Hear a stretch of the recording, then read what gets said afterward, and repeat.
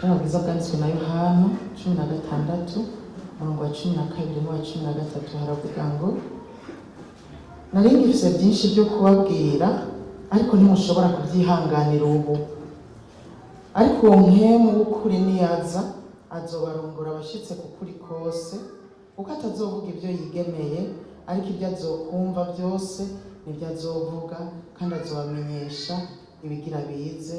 Yesu abahezagire.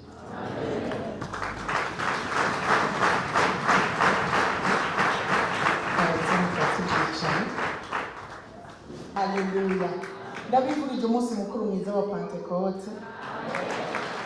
Mpwemu yera araryoshe, mpwemu yera ndamukunda.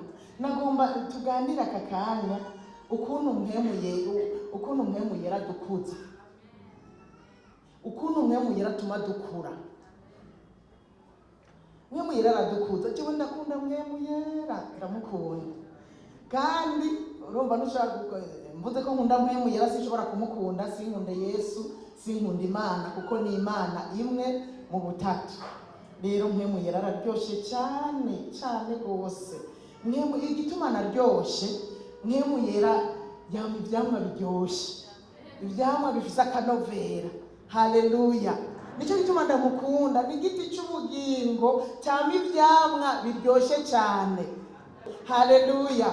Mpwemu yera arama umunezero, urukundo, amahoro, kwihangana, kugira neza, ubugwaneza, ingeso nziza, kwirinda, ubwizigirwa. Ibyo ni vyamwa mpwemu yera yama.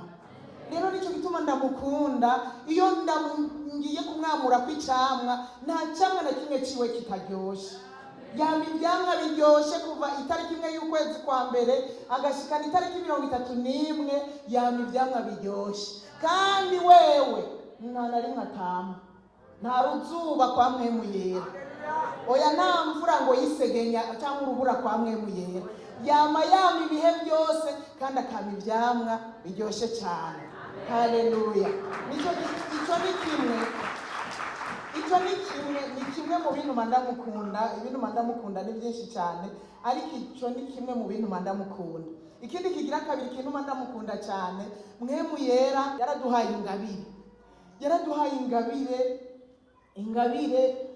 ingabire nyene yaratugabiye. Aragaba kandi agaba neza.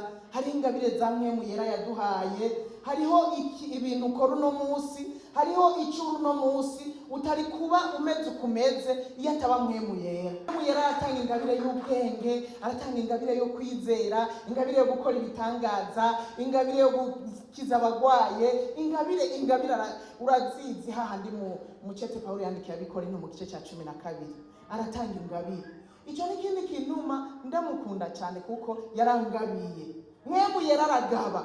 Nawe utahugabanye mu izina rya Yesu.